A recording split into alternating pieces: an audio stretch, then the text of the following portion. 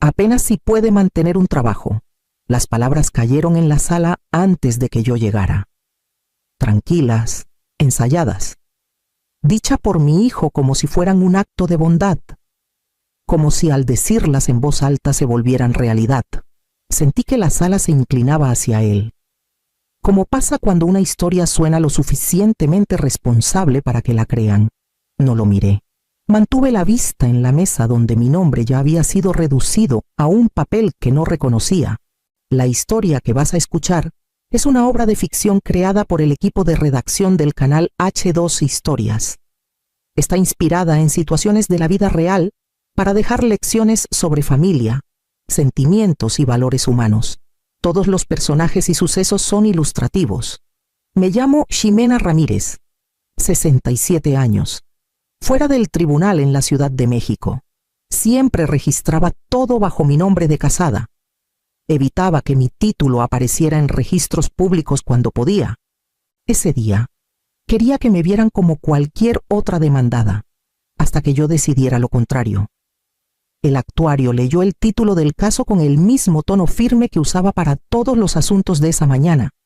Petición de tutela financiera. Peticionario mi hijo, demandada yo. Escuchar esas palabras en ese orden me revolvió algo por dentro. Había entrado al juzgado como madre. Ahora era un problema que había que resolver. Mi hijo se levantó cuando su abogado le hizo una seña. Se paró derecho, manos cruzadas, voz calmada. Habló de preocupación, de protección, de su miedo a que ya no pudiera manejar mis propios asuntos. Dijo que vivía con sencillez, que no tenía un empleo visible, que mis finanzas eran complicadas. Dijo que solo quería ayudar. Cuando su abogado le preguntó por qué esta petición era necesaria justo ahora, mi hijo no dudó. Repitió la frase de nuevo, más despacio, dejando que calara. Apenas si puede mantener un trabajo, si es que tiene uno. Se oyó un murmullo bajo atrás. No de indignación, de acuerdo. Sentí que la palabra demandada me aplastaba. Nadie preguntó cuánto tiempo había vivido sola. Nadie preguntó quién pagaba mis cuentas o cómo me había arreglado desde que mi esposo murió. El marco ya estaba puesto. No estaba ahí para explicarme. Estaba ahí para que me evaluaran. La jueza me miró. Neutral. Paciente. Señora Ramírez, dijo. Usted entiende la naturaleza de esta petición. Asentí una vez. La entendía perfectamente. Esto no era por mi bienestar, era por control, por autoridad, por ver si mi silencio podía usarse en mi contra. Crucé las manos como siempre hago cuando escuchar importa más que hablar. No lo interrumpí, no lo corregí, no me defendí, todavía no. Cuando la jueza invitó al peticionario a seguir, mi hijo se sentó, convencido de que había hecho suficiente. El caso avanzó en sus términos, y yo lo permití. Hace mucho aprendí que el tiempo no es duda, es decisión. Para cuando su abogado se levantó a armar el resto del argumento, la sala ya había aceptado una versión de mí que les convenía, y yo estaba lista para dejar que la guardaran un rato más. Mi hijo prestó juramento y agradeció al tribunal la oportunidad de hablar. Su voz era firme, casi tierna, como cuando de chico me pedía algo que ya creía merecer. No estoy aquí para hacerle daño a mi madre, dijo. Estoy aquí porque me preocupa. Su abogado dejó que las palabras flotaran. Luego preguntó, ¿puede explicar qué es lo que más le preocupa? No me miró. No tiene un ingreso que se pueda comprobar, dijo. Nada que la familia pueda confirmar. Es vaga sobre lo que hace. Es vaga sobre de dónde sale el dinero. La jueza ladeó un poco la cabeza. Está diciendo que su madre está desempleada. Digo que no hay registro de un empleo estable, respondió. Ni talones de pago, ni puesto claro, nada constante. Sentí que se me tensaba la mandíbula. Él sabía que nunca hablaba de trabajo en casa. Sabía que mantenía esa frontera. Ahora la usaba en mi contra. Su abogado intervino. ¿Y desde cuándo es así? Desde que tengo memoria, dijo mi hijo. Siempre decía que estaba ocupada. Siempre decía que tenía responsabilidades. Pero cuando pides detalles, no hay. Me moví en la silla. La jueza lo notó. Señora Ramírez, dijo, tendrá oportunidad de responder. Mi hijo siguió anyway, agarrando vuelo. Vive con modestia, maneja un carro viejo, no viaja como quien tiene recursos y últimamente está más retraída. ¿Esa es su preocupación?, preguntó la jueza. Sí, dijo, porque sin trabajo fijo, sin ingreso claro, surgen dudas sobre si puede manejar lo que tiene. Su abogado asintió. Y para que quede claro, ¿cuál es su conclusión? Mi hijo respiró hondo y la soltó como la había practicado. Apenas si puede mantener un trabajo, si es que tiene uno. La sala murmuró, no tan fuerte para interrumpir, pero suficiente para mostrar acuerdo. Algunas cabezas se voltearon hacia mí, no curiosas, evaluando. La jueza anotó algo. Mantuve las manos cruzadas. No corregí el expediente. No expliqué la diferencia entre privacidad y ausencia. Dejé que la frase se asentara en la sala como una etiqueta que ponen sin ruido. Mi hijo se sentó de nuevo. Se veía aliviado, seguro, como si por fin hubiera dicho lo que hacía que todo lo demás tuviera sentido. Cuando su abogado le dio las gracias y anunció que no tenía más preguntas, la jueza asintió una vez. Muy bien, dijo, procederemos. El abogado se presentó con un saludo cortés, su voz tranquila para sonar confiable. Su señoría, dijo, esta petición no es una acusación, es protección. Protección. La palabra cayó suave, como una cobija sobre algo filoso. Dio medio paso, se detuvo. La señora Ramírez vive sola, maneja varias cuentas, es dueña de propiedades. Esos son hechos. El riesgo aparece cuando nadie puede explicar claramente cómo se manejan esos bienes. Mi hijo mantuvo la vista al frente. No me miró. Eso era nuevo. El abogado siguió. No hay historial de empleo comprobable en años recientes. Ningún ingreso constante que la familia pueda señalar. Eso no la hace mala persona. La hace vulnerable. Sentí el cambio entonces. No dramático, sutil. Las plumas se detuvieron. Las cabezas se inclinaron. La jueza miró sus notas. Abogado, dijo. ¿Está sugiriendo mal manejo? Sugiero exposición, respondió suave.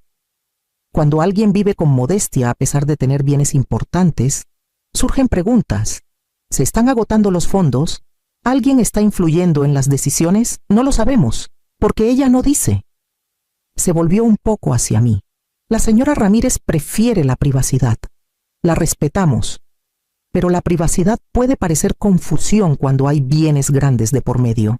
Mi abogado se inclinó hacia mí, susurrando, está cambiando la discreción por riesgo. El abogado insistió. Hay cuentas que suman varios cientos de miles de pesos, una casa pagada por completo, inversiones que suben y bajan con el mercado, todo sin supervisión profesional visible. Esa no es exacta, dijo mi abogado, poniéndose de pie. Hay registros. La jueza levantó la mano. Abogado, tendrá tiempo.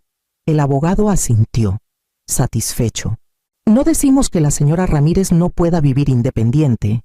Decimos que una supervisión es prudente, temporal, responsable. Mi hijo habló de nuevo. Solo no quiero que la engañen, dijo bajito. Siempre ha sido humilde, humilde. Otra palabra que suena inofensiva. La jueza me miró entonces, no con mala onda, evaluando. Señora Ramírez, dijo, la preocupación de su hijo es que su estilo de vida no va con el tamaño de sus bienes. ¿Puede explicarlo? La miré a los ojos y crucé las manos. Puedo, dije. Cuando sea el momento. Me estudió un rato, luego asintió. Muy bien. El abogado se sentó, confiado. El caso se había vestido de razón, y la razón convence cuando el silencio llena los huecos. Me quedé viuda a los 42. La noche después del funeral. Mi hijo estaba en la cocina y dijo, ¿y ahora qué vamos a hacer? Seguimos adelante, le dije. Con calma. Lo decía en serio entonces. Lo dije por años. Lo crié sola, pagué la hipoteca, preparé lonches, Firmé permisos. Cuando la gente preguntaba a qué me dedicaba, daba respuestas que cerraban el tema en lugar de abrirlo. Consultoría legal, asuntos de tribunales. Aprendí pronto que los títulos cambian cómo te escuchan. No quería que mi hijo creciera vigilado, comparado o chismeado. Cuando estaba en la universidad, una vez dijo medio en broma: «Eres bien reservada, mamá». «Soy discreta», le dije. «Hay diferencia. Manejé un carro viejo mucho después de que pude cambiarlo. Compraba donde todos compran. No corregía suposiciones. No mostraba placas, ni hablaba de comités, ni explicaba por qué me llamaban tarde en la noche. Esa reserva no era miedo, era elección.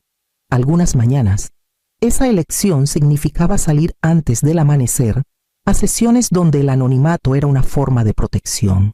Quería que mi hijo midiera a la gente por cómo se portaba, no por su posición.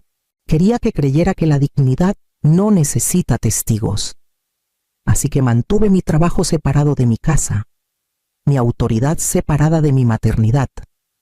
Y en algún momento, esa separación se volvió la historia que él se contaba.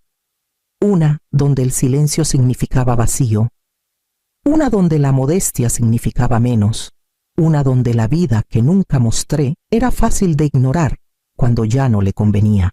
La jueza se acomodó los lentes y me miró directo. «Señora Ramírez», dijo, «ha oído las preocupaciones de hoy.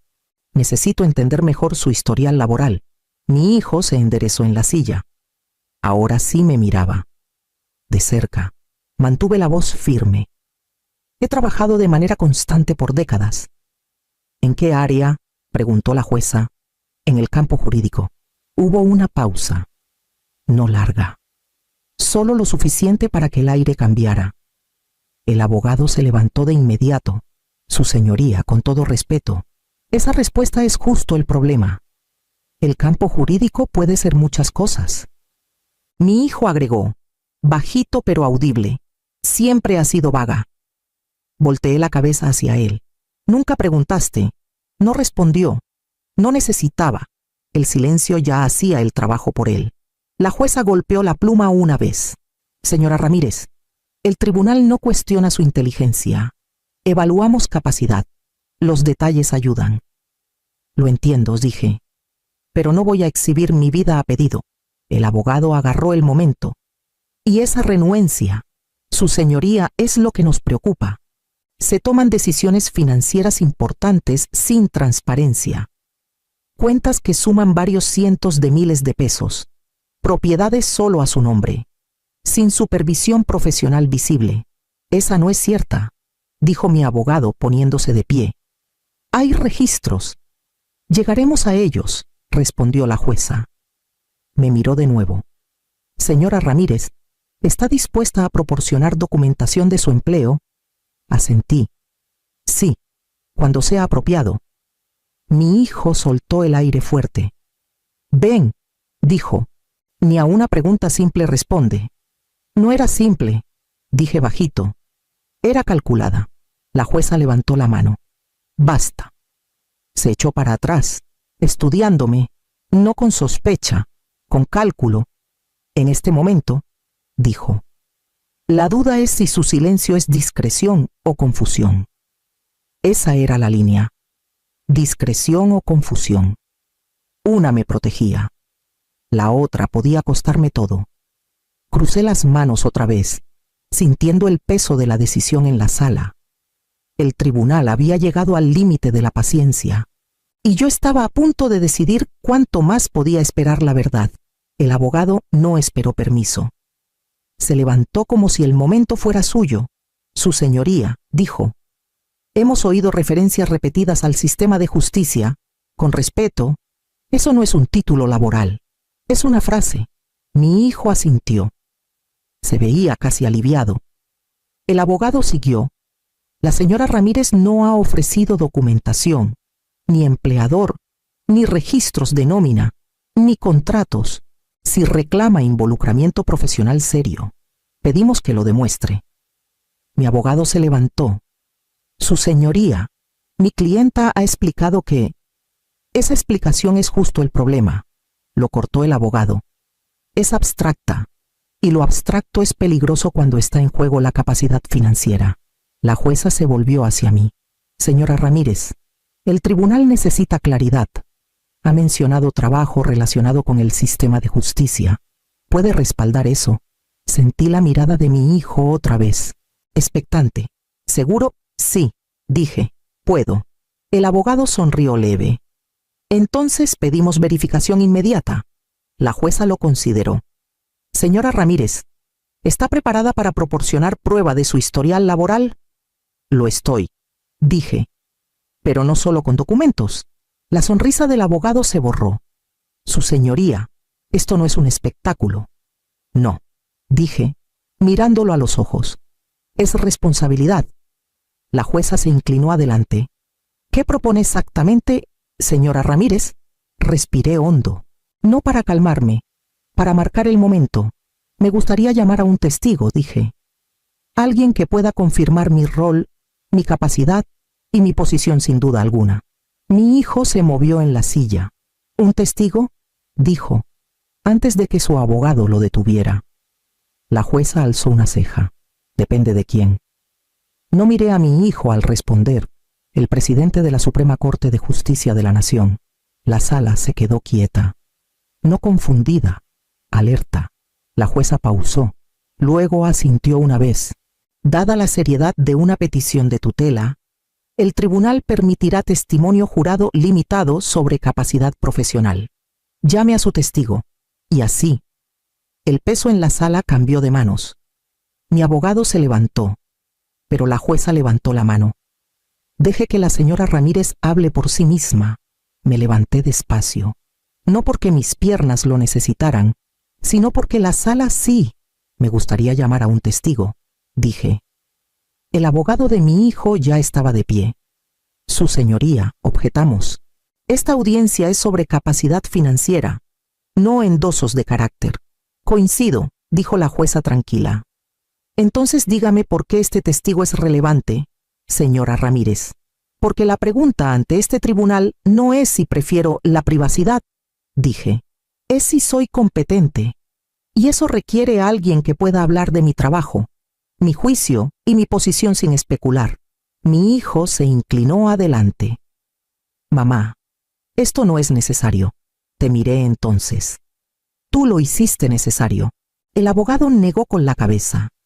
Si esto es otra referencia vaga al sistema de justicia, no lo es, dije.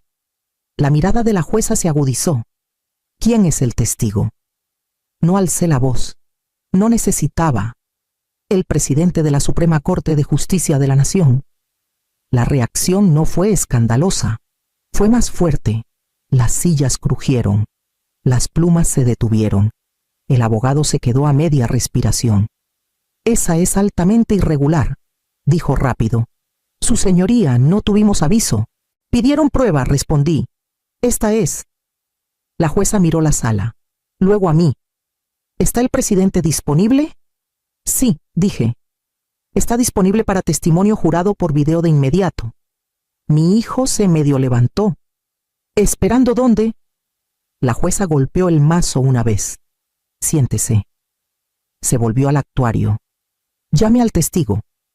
Las puertas laterales de la sala se abrieron. Entró un hombre de traje oscuro. Su porte inconfundible aunque sin presentación. Primero no me miró. Saludó al estrado. Luego tomó su lugar. El equilibrio de la sala cambió sin decir palabra.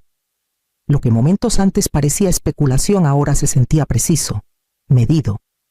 La confianza de mi hijo se fue drenando en silencio. No en pánico, en comprensión. La jueza asintió hacia el estrado de testigos. Proceda. Y por primera vez esa mañana, el silencio jugó a mi favor. El actuario le tomó juramento. El presidente puso la mano. Calmado como en cualquier procedimiento. Diga su nombre para el registro, dijo la jueza. Rafael Hernández López, respondió. Su voz llevaba autoridad sin esfuerzo.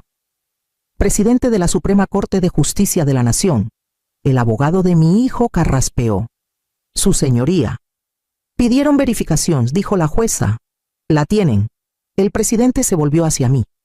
Ministra Ramírez, dijo, y el título cayó como mazo.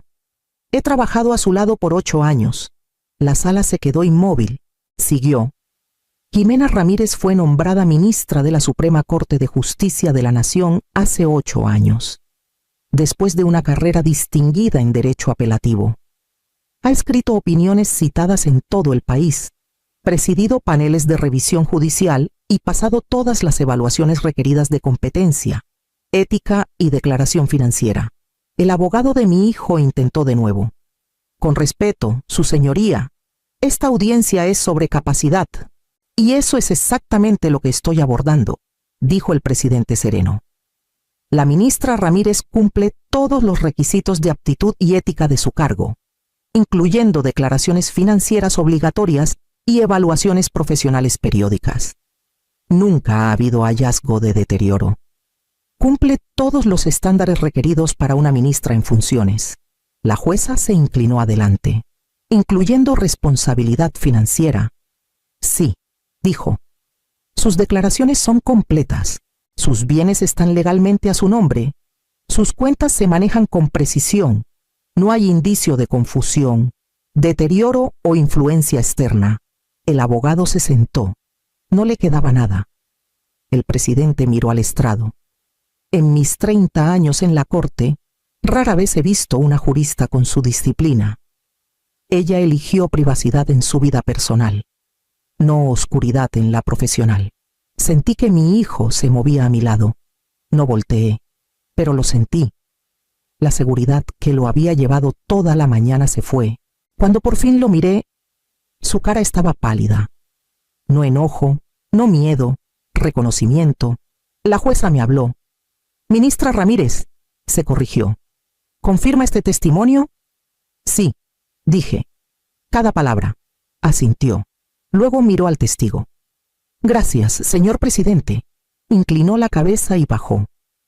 Al pasar, pausó lo suficiente para decir bajito. Nunca le debió explicación a nadie, pero le dio claridad al tribunal.